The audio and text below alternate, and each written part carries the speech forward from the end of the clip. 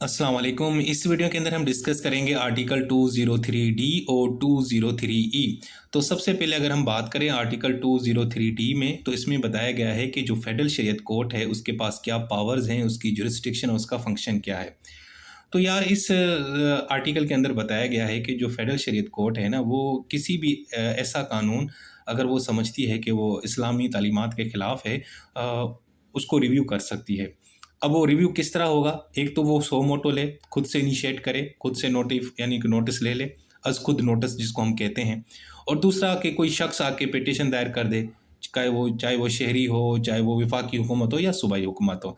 तो जब भी दरख्वास्त आएगी, चाहे वो सो मोटो हो या कोई और दरख्वास्त दे, तो उसके बाद जो अदालत है फेडरल शरीयत कोर्ट, वो वफाकी हुकूमत को नोटिफाई करेगी अगर वो वफाकी कानून है, नेशनल असेंबली और सेनेट ने मंजूर किया है। और अगर किसी सूबाई असेंबली ने मंजूर किया है, तो फिर जनाब वो सूबाई हुकूमत होगी, उसको नोटिफाई करेगी। उसके बाद जनाब ये ना फिर अपना ऑर्डर जारी करेगी और उसमें बताएगी कि ये जो कानून है किस हद तक अन इस्लामिक है और किस दिन के बाद या ना जनाब इसके ऊपर इम्प्लीमेंटेशन होगी, कब इसको नाफिज कर दिया जाएगा। हाँ, अगर उस फैसले के खिलाफ अपीलें आती हैं तो पहले अपीलें सुनी जाएंगी, उसके बाद जनाब उस फैसले के ऊपर इम्प्लीमेंटेशन शुरू हो जाएगा। लेकिन अब आपको पता है 26वीं आईनी तरमीम के बाद इन्होंने लिख दिया है कि जी आपने वो अपील के ऊपर ना 12 माह के अंदर अंदर फैसला सुनाना है। ठीक है, उसके बाद जो भी फैसला होगा उसके ऊपर इम्प्लीमेंटेशन हो जाएगी। हाँ, अनटिल अनलेस अगर सुप्रीम कोर्ट उसको सस्पेंड नहीं करती।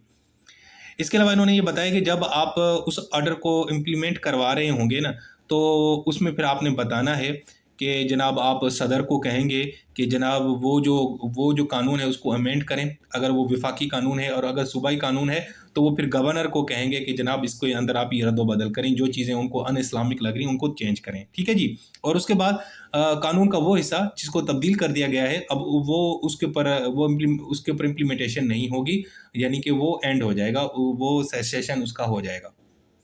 उसके बाद आर्टिकल है 203 डी। अब इसमें बताया है कि जनाब हमारी जो फेडरल शरीयत कोर्ट है ना, वो क्रिमिनल केसेस को भी रिव्यू कर सकती है। यानी ऐसे केसेस जो हुदूद ऑर्डिनेंस के तहत जिनका फैसला सुनाया गया है, उनको भी ये रिव्यू कर सकती है, मेक श्योर कर सकती है कि जनाब के सही तरीके से उस कानून के तहत फैसले दिए गए नहीं गए। अब जब ये इस तरह अदालत रिव्यू करेगी ना, तो उसमें किसी की जो सज़ा है उसको सस्पेंड भी कर सकती है, और साथ में जो अक्यूज़्ड है, मुल्ज़िम है, उसको बेल पे रिलीज़ भी कर सकती है। ठीक है जी? लेकिन रिव्यू के दौरान। और साथ में फिर जनाब वो एक ऑर्डर भी जारी कर सकती है, जिसमें वो अगर उसको ज़रूरत समझती है, वो किसी की सज़ा भी बढ़ा सकती है। लेकिन यहाँ पे कुछ रिस्ट्रिक्शन है। एक तो वो कि अगर कोई शख्स बरी है तो उसको वो कन्विक्ट नहीं कर सकती, और दूसरा ये कि अपने फैसले से उसने मेक श्योर करना है, जो जो शख्स जो दिफा कर रहा है, अपने जो डिफेंडेंट है, उसको जनाब पूरा मौका मिलना चाहिए। इसके अलावा और भी कुछ अगर वो समझती है तो वो एडिशनल अपनी पावर्स को यूटिलाइज कर सकती है कानून के मुताबिक। उसके बाद आर्टिकल 203E है, इसमें बताया गया है कि जनाब ये जो फेडरल शरीयत कोर्ट है वो सिविल कोर्ट की तरह भी काम कर सकती है, उसके पास सिविल कोर्ट वाली भी पावर है, यानी वो किसी को समन कर सकती है। ठीक है, वो जनाब जो डॉक्यूमेंट्स हैं उसकी डिस्कवरी और सबमिशन के बारे में बात कर सकती है, वो जनाब एविडेंस एक्सेप्ट करेगी एफिडेविट के ज़रिए, और इसके अलावा वो यानी फेडरल शरीयत कोर्ट कमीशन अपॉइंट करेगी ताकि जो विटनेसेस हैं और जो डॉक्यूमेंट्स हैं उनको उनकी सुपरविजन कर सकें, उनको एग्जामिन हम कर सकें। ठीक है जी?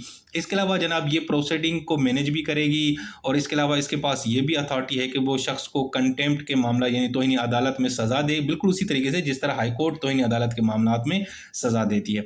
और इसके अलावा इसके अंदर जो पार्टीज़ होंगी आर्टिकल 203D की सब क्लॉज 1 के तहत, वो जनाब एक लीगल प्रैक्टिशनर होगा, जो वकील होगा, वो उनको रिप्रेजेंट करेगा इस केस के अंदर। वो मुस्लिम होना चाहिए, वो हाई कोर्ट का एडवोकेट हो, 5 साल एटलीस्ट 5 साल के लिए 5 साल से वो काम कर रहा हो, या सुप्रीम कोर्ट का एडवोकेट हो। ठीक है, इसके अलावा एक जूरिस कंसल्ट भी जनाब आप उससे भी आप कंसल्ट कर सकते हैं, और उसका एक पैनल बनाया जाता है।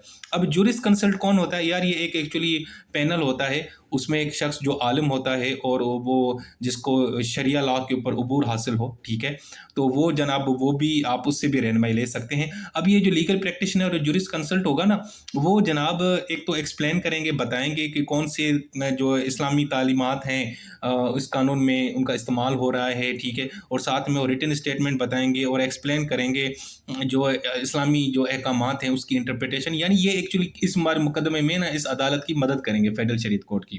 ठीक है। इसके अलावा अदालत किसी और को भी इनवाइट कर सकती है, मतलब बाहर से, पाकिस्तान से जो भी इस्लामिक लॉ के जो एक्सपर्ट हैं, जो आलिम दीन हैं, उनसे ये मदद ले सकती है। और दूसरा, no court fees are required for any petition application made under article 203D।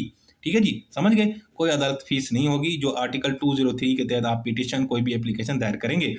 और दूसरा, the court has the authority to review any decision और ऑर्डर इट हैज़ मेड, यानी वो अदालत, ये फेडरल शरीयत कोर्ट अपने किसी भी फैसले को रिव्यू भी कर सकती है, चाहे वो फैसला हो, जजमेंट हो, या हुक्म हो, या ऑर्डर हो। सो दोस्तों, ये थे हमारे अहम आर्टिकल्स, इनको आपने ज़रूर तैयार करना है। 203E, 203DD और 203D। अपना बहुत सारा ख्याल रखें। टेक केयर, अल्लाह हाफिज़।